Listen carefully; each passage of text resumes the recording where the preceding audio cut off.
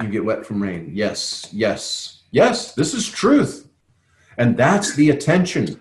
See, we can talk about this, like Maharaj says, we can talk about this and it registers. Something in us knows this is truth.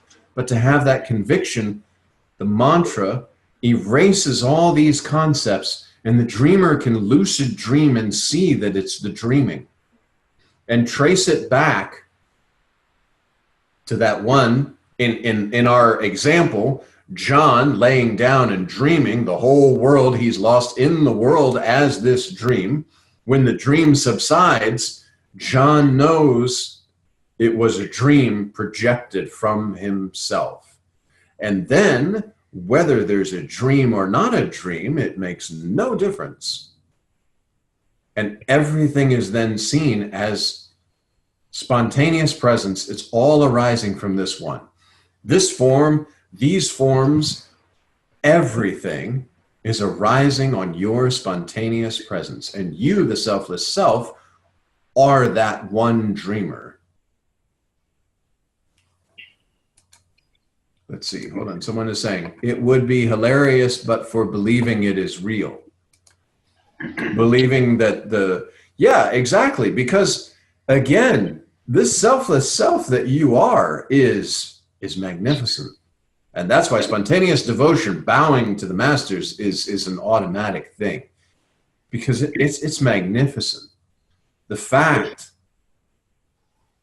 that you can dream this dream and believe yourself in it and believe it to be so amazingly real, what power that is. That's beyond words.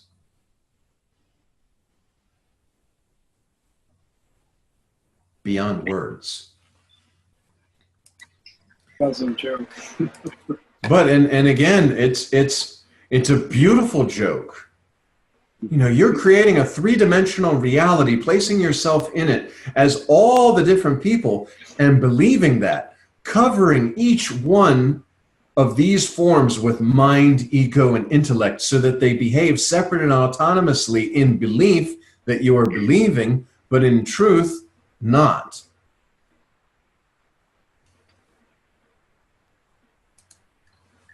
And you know, it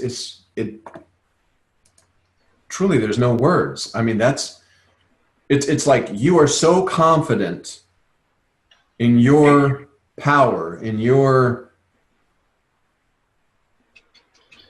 whatever, I don't even know the word for it. You're so confident in that you can lose yourself in the illusion deeply and yet know and have complete confidence that you will find your way out of the illusion.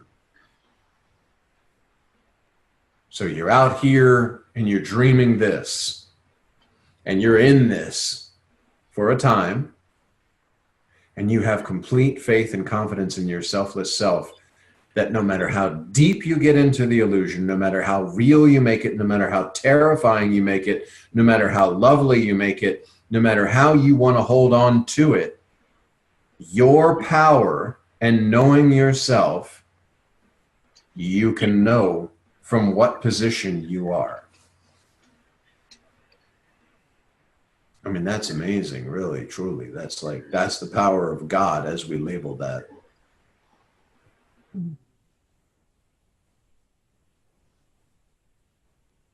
Yeah, but we don't know it, so therefore we suffer. Well, but now you're having the path, yes, not a negative joke, as me or many might sometimes think. What makes it negative is wanting your own way. Yeah, you only want your own way because you're just seeing from the limited perspective. You're not seeing from the dream. As a dreamer in your own dream, if John lays down and has a dream, there may be buildings burning and floods and end of the world type scenarios, but from the dreamer's perspective, it's now if I'm dreaming from the perspective of one of the characters in the dream that is actually drowning, or who lost his little dream daughter or little dream wife in a big flood, then yeah, from that perspective, this is very terrible. But from the perspective of the dreamer dreaming whatever it desires to dream, and whatever it desired to dream when it believed itself to be a form that needed to be created to fulfill that desire to continue the dream, then it's just seen. And it's not that there's not love, and there's not that there's not compassion or anything like that. From the dreamer's perspective, it's literally just imagination. Just as when you're dreaming, and if you have a dream where something terrible happens, no one sits there and judges you as the dreamer saying, why did you make all those people go through that hell? That's sick. You're a sick, twisted person. It's a dream.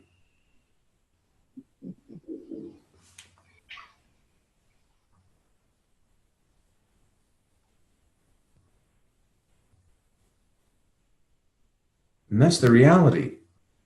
And through mantra, through bhajan, as you shake apart this idea and these concepts of body, as you experience yourself more and more in that formless state, and the knowing yourself in a real sense, and you look and you see that I just cannot be this body, I am not body, I was not body, I'm not going to remain body. Therefore, death is some kind of concept that appears inside the dream that I'm dreaming.